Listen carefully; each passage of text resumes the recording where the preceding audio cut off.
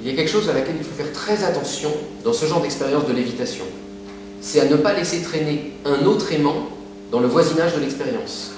En effet, évidemment, un aimant attire un autre aimant, et si j'ai un autre aimant, il va venir coller celui-ci immédiatement.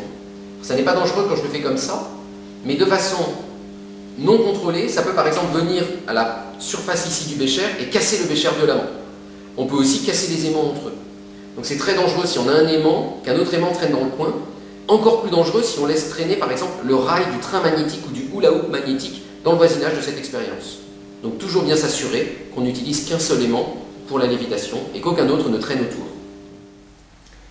Quand l'expérience prend fin, vous allez vouloir réchauffer le tout.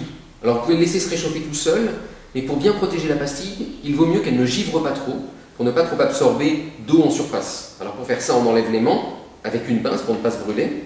J'enlève la pastille également avec une pince pour ne pas me brûler. Et je la mets dans un chiffon, vous voyez, elle givre.